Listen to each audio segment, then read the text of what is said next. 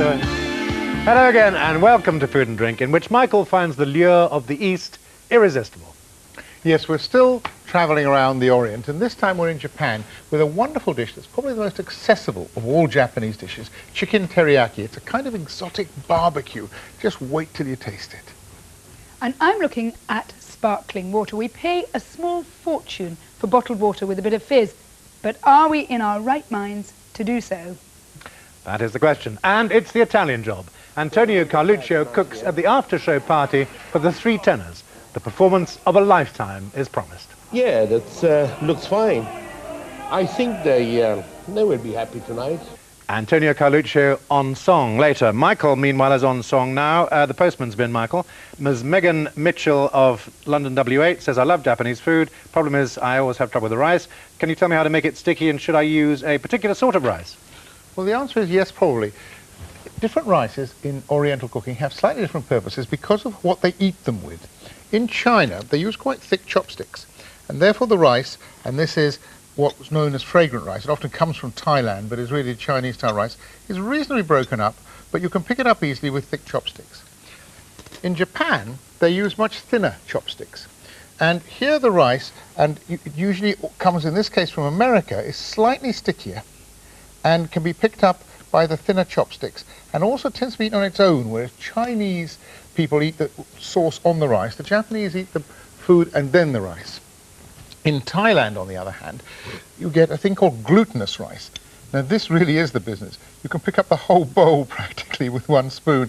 It's a very special kind of rice and is intended to be sticky, eaten in the north near Chiang Mai usually.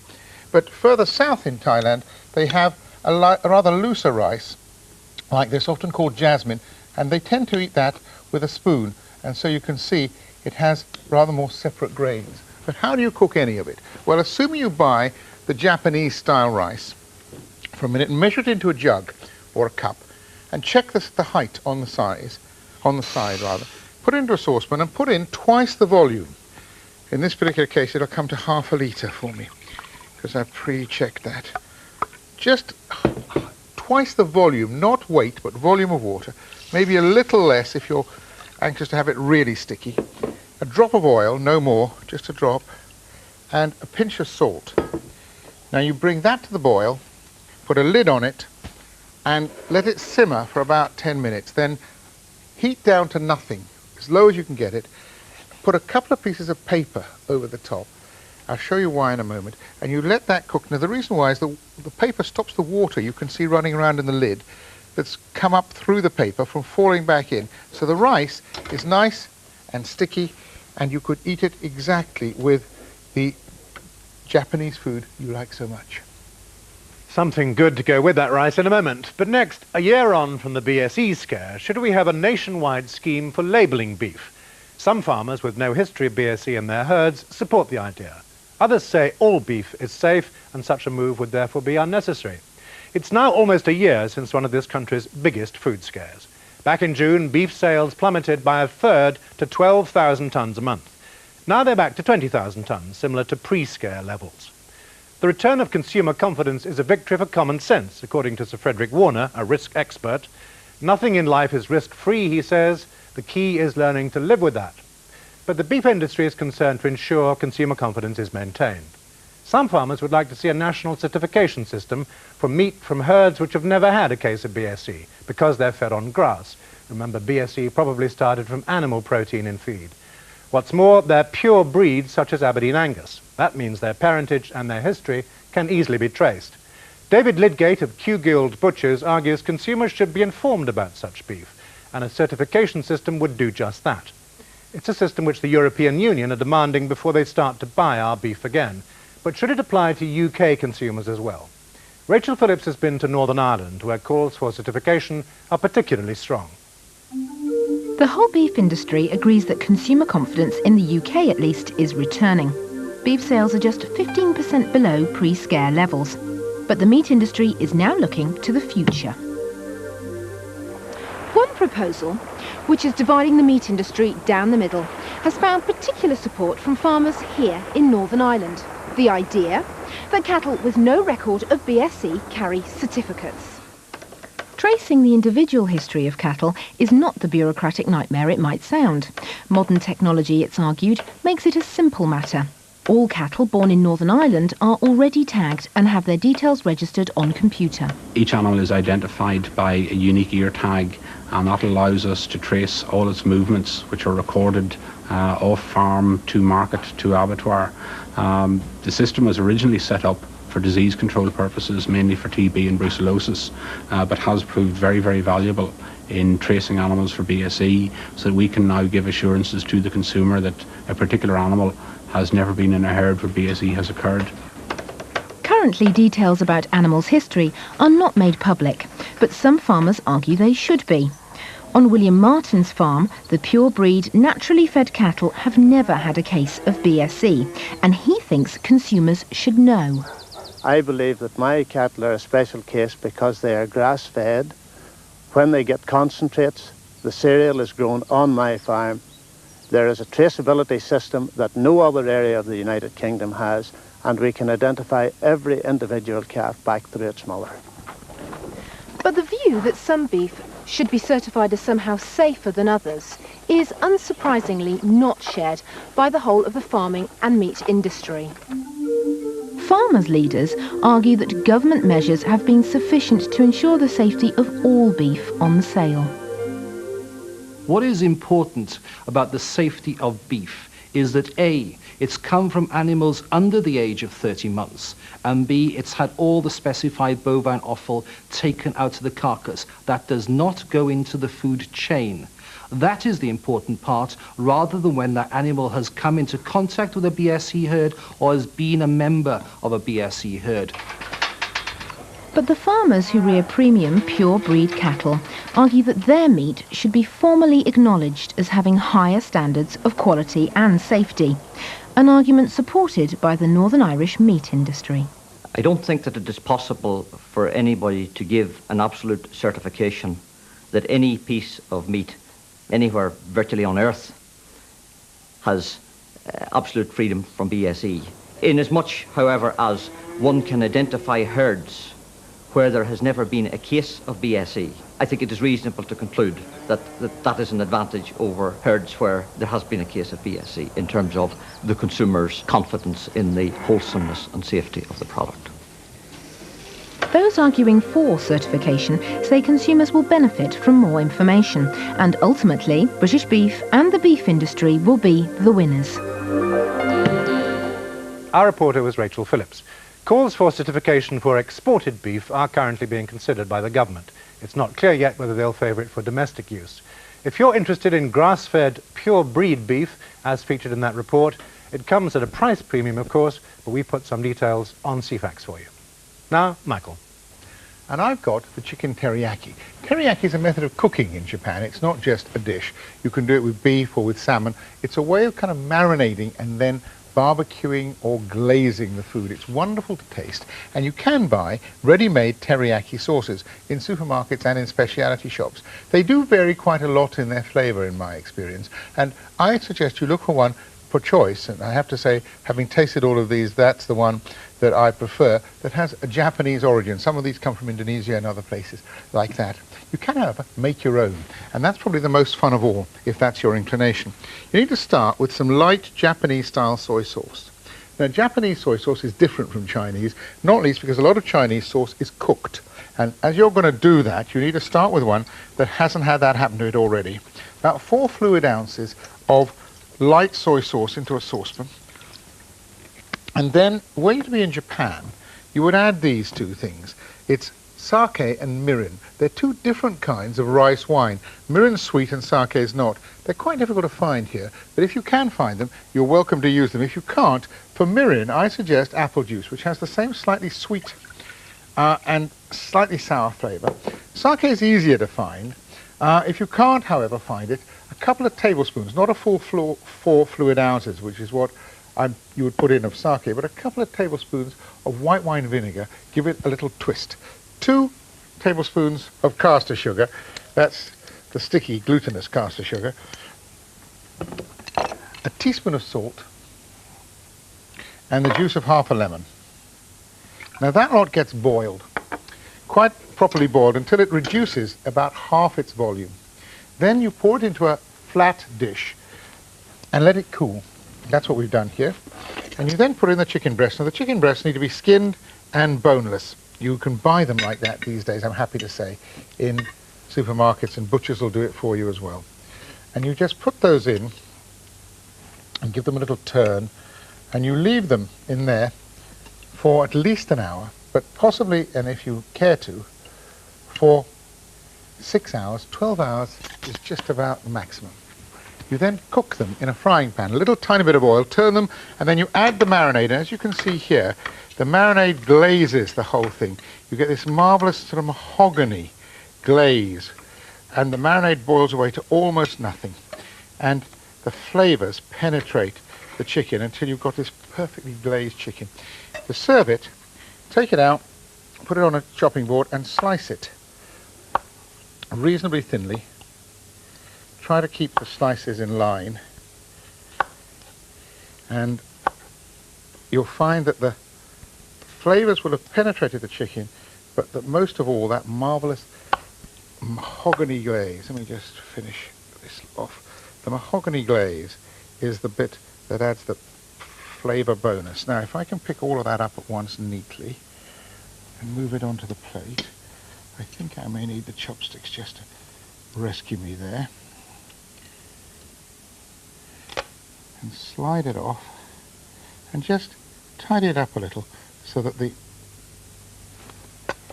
flavours and the colour look good. Now, in Japan, they would add some things to that. Here's a little pickled ginger. You can buy these things in health food stores as well.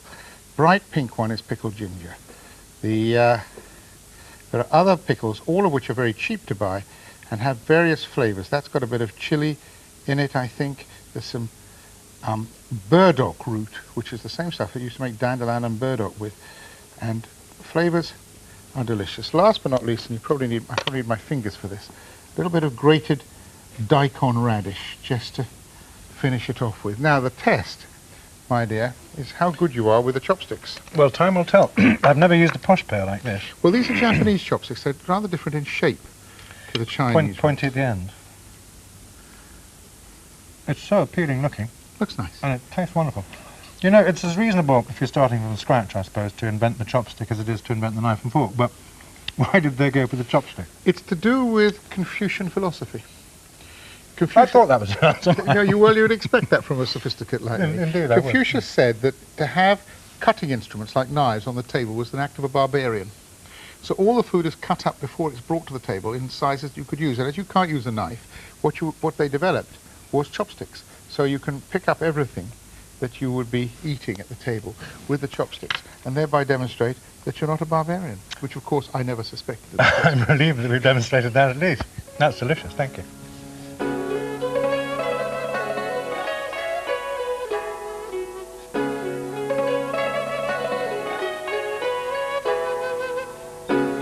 Just my sort of grub, that, I must say. Anyway, now on to waters. Do you fancy a glass of water? Is it going to be tap, or is it going to be the bottled fizzy variety? Now, if you go for tap, the cost is about 0.1p for the glass. But if you fancy the fizzy type, you'll pay 400 times as much in a shop. And we all do regularly. But measure for measure, the average cost of a litre of bottled sparkling water is higher than the average price of a litre of petrol. Can you believe it, with all that duty? But is it worth the price? Well, in pursuit of the answer to this question, I've tasted enough fizzy waters to fill an extremely generously filled reservoir. Now, how boring, you may think, but not a bit of it. They were all enormously different, and I have to say, not necessarily all enormously nice. Now, I've got some recommendations to make in a moment, but first I must get the booby prizes out of the way. Now, there was one very low scorer for me, and it was this: National Trust carbonated spring water. Now, swirl it round, nose in. What does it smell of? It's extraordinary. It smells of witch hazel and sort of lanolin hand cream. And it tastes of a sort of cream as well. Very curious. Doesn't taste very watery at all. Now, I want to point out something. This is a spring water. Now, spring waters only have to meet the same legislative requirements as tap water, whereas natural mineral water, look for that on the label, has to have a consistent mineral content over 2 years, and also very low bacteria rate, so it isn't treated at all, and it's generally of a superior quality. So look out for springs, they're not necessarily quite so hot. And now on to a curious coincidence. Well, obviously not really a coincidence, as you'll see. In the course of the tasting, there were 3 waters that I marked down as having an element of cowshed on the bouquet. Look, odd cow-like quality on the nose we've got here. Cows again, curiously lactic and hint of udders, you know, sort of unwashed udders, that sort of stale, milky quality. I've got another one here which says cowshed element.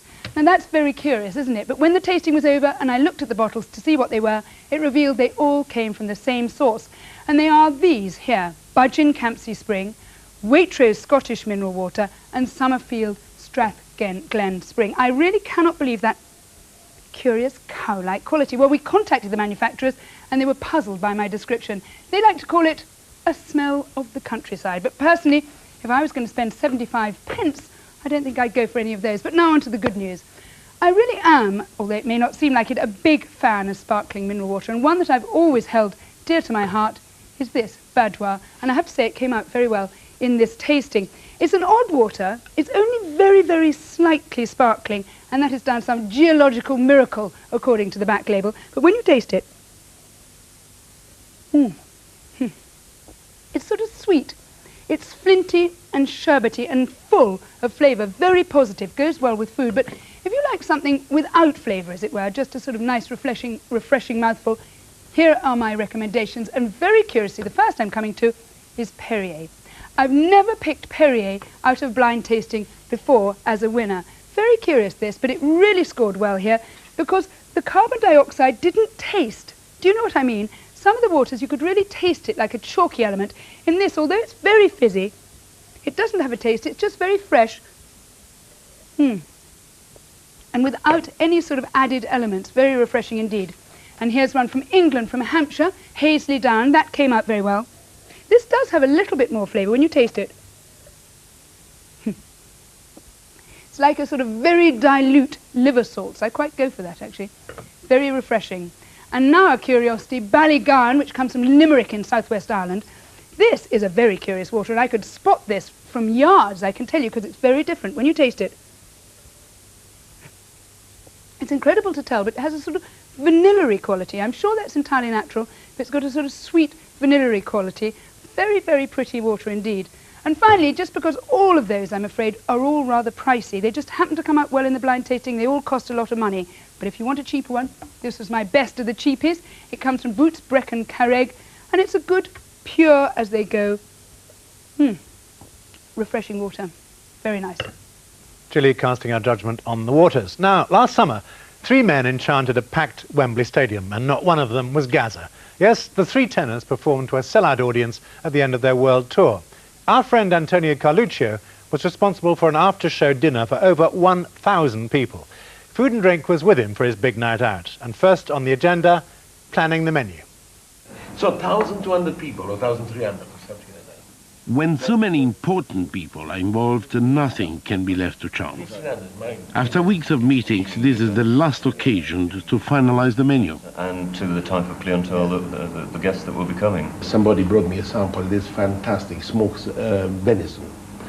So I would combine then perhaps the egg ribbons, which is similar to pasta, savor it with a bit of oil of truffle and some truffle on top. For me, it's really a wonderful challenge. So this is the part of the lamb which is the most tender one, is the eye of the lamb, of the cutlet. I want to marinate it a day or two before at least. I take a little bit of olive oil and sprinkle a little bit with that. So any roast could be done like that. Then I have a little bit of mint. This is the flavoring. A little bit of mint and a little bit of rosemary in the middle like that. And also a little bit of garlic. I take the garlic and I squeeze it with my hand like that. Sorry, I have enough weight to do that. I leave it there for about at least 24 hours. The longer, the better. Now I go on with the courgette. Then I add just a little bit of finely chopped ginger. This is ginger. And then you put the courgette in it. Yes, now it's starting. Doesn't take too long, about 10 minutes or something like that. I use this practice run to make any last-minute changes. In this case, a little chopped red pepper is added for extra color. Now the lamb. Yes. Wonderful noise. I like that. It should cook on each side just briefly because I wanted to have it slightly underdone in the middle. I am sure that with a little touch of garlic here, they will be the love of Pavarotti and Carrera and Domingo, which I know they like this sort of food. This is fit for some tenors. That's it. Now, this is the main dish. The two major things that are here. Naturalmente, any dish has to look good. But when preparing for so many people, the presentation has to be simple as well as stunning. Oops. Very easy to do. This is modern decoration. This is the maximum that I allowed myself to have it as sort of cuisine nouvelle. Then you take it out, look at that. And then we have here the lamb, which will be cut in nice, look at these, fantastic. Cooked and nice. Then we put the lamb like that, all around it. That's a nice thing to do. And then, above all now, my mushrooms. Don't worry, in the kitchen they always work with hands. So the lovely chanterelle come in there and the wood bluet. So with roasted peppers, we have the main course done. The roasted pepper, we put them there. A string of yellow and a string of red for the two gentlemen from Spain. And voila, the dish is ready.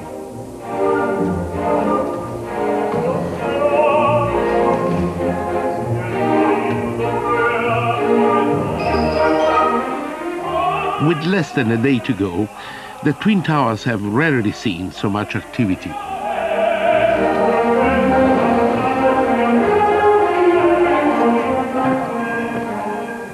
And I am happy to see I am not the only artist having a final rehearsal.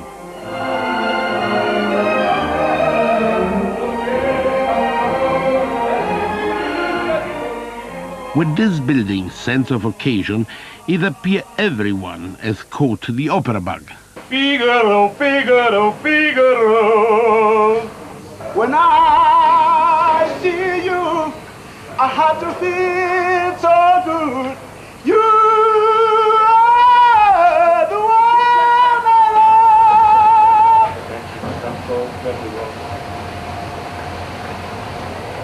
love. Take away the fat nicely, eh?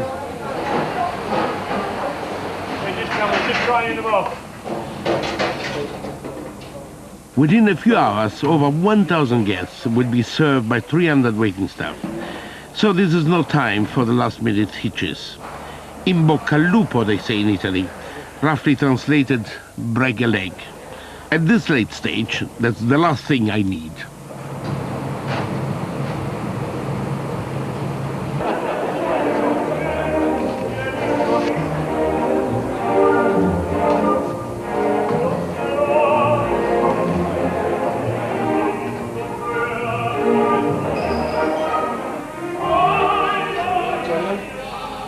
Yeah, that looks fine.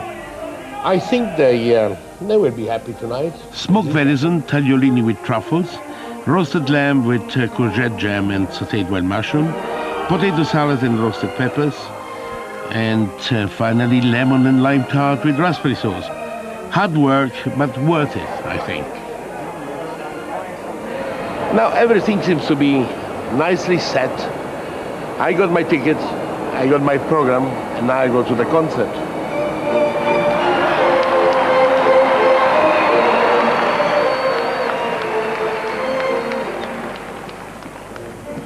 La donna è mobile, qual più al vento, muta d'accento e di pensiero, sempre una amabile, reggiadro viso, in bianco in riso, e menzognero. La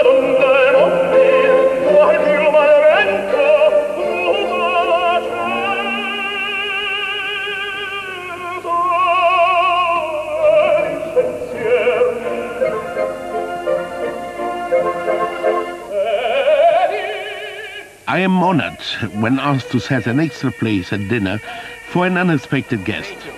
José Carreras has decided to eat. Qui sono dei tagliolini di uovo con un po' di tartufo. Ho capito. Spero che le piacciono. Senz'altro, mille grazie. E a lei, grazie. Well, for certain, he is a man who has sung for his supper.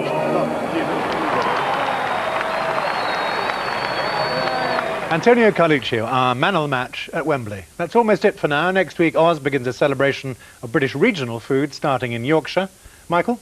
I've got some Thai curries that reverse the traditional idea of the signals for danger. The red one may just be the mildest.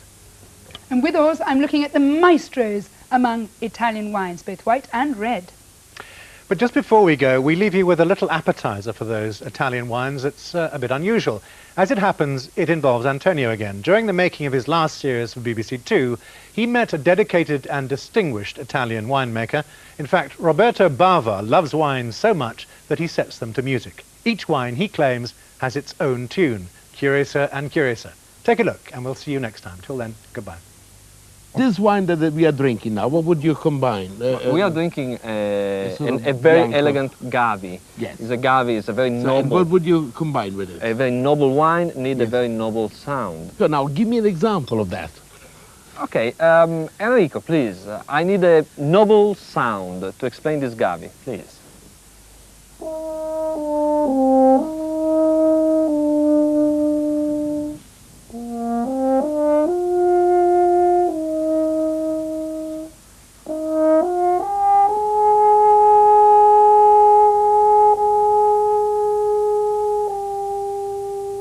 That was fantastic. So what now? But more. You want a real-bodied Barolo. You want Barolo, to give the the idea of famous richness and big shoulder. And what for that? Piero, Piero. absolutely. The Piero. contrabbasso.